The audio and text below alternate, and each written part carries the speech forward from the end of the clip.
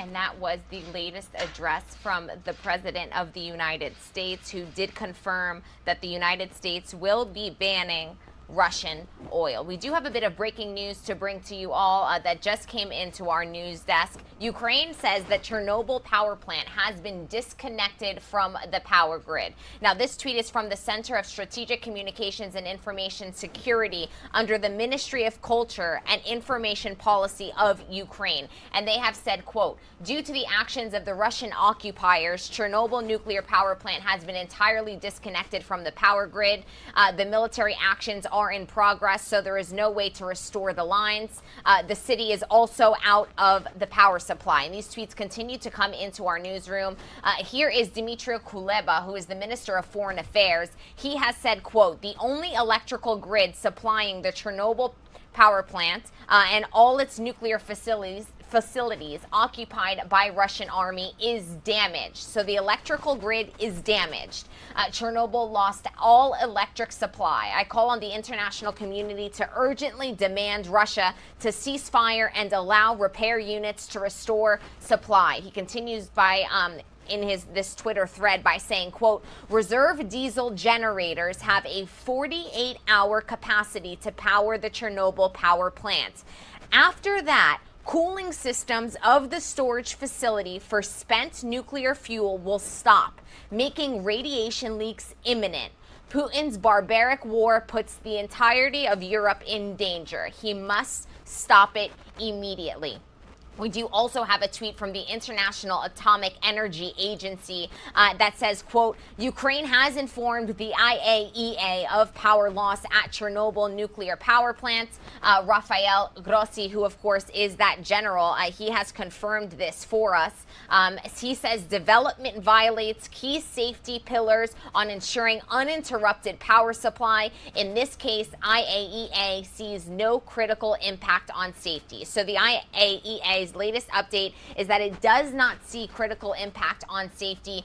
But for some more perspective on this, on February 24th, Russia invaded Ukraine 14 days ago, and in the coming days, it did seize the Chernobyl power plant. This site, of course, the site of the disaster back in 1986 that killed hundreds of people and spread radioactive contamination across Europe.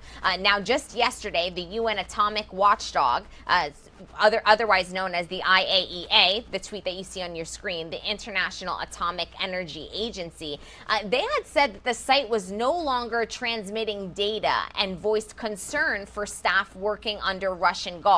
It's also worth noting that since Russia took over this power plant, those Ukrainian employees have still been working, but many reports suggest that they have not been able to leave the power plant. So perhaps humanitarian issues within that power plant for those workers who have now been working for 10 some odd days straight and have not been able to leave. The plant sits inside of an exclusion zone that houses decommissioned reactors as well as radioactive waste facilities.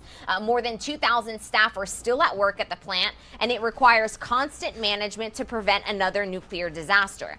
That is why these updates are a bit concerning, and these coming from Ukrainian officials themselves. Dmytro Kuleba, who tweets quite often updates to the world, this is the Ukrainian Minister of Foreign Affairs, confirming here that the only electrical grid supplying the Chernobyl power plant and its nuclear facilities is damaged.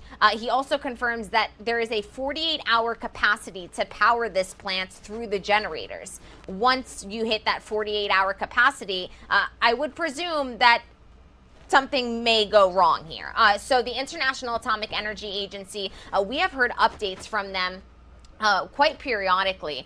They do come out and give press conferences that we, of course, bring to you live, raw, and unfiltered here. We've heard from Rafael Grossi, who is the Secretary General there of the International Atomic Energy Agency. He had actually said in his last address, he proposed a meeting between Russia and Ukraine at the Chernobyl power plant. And so this is a situation that we will continue to monitor very closely here. But breaking news coming into our desk, Chernobyl does not have power right now. It has been disconnected from the power grid. We're going to step away for a quick 2-minute break, but on the other side of this break, we are going to look at the financial fallout of not only the address that President Biden gave just a couple of minutes ago that we replayed here, banning Russian oil, but soaring gas prices. What does this mean for all of you at home? And also the other areas, the other sectors of the economy that are being affected by this Russian invasion of Ukraine as we enter, once again, day 14 of this conflict. We'll see you in 2 minutes.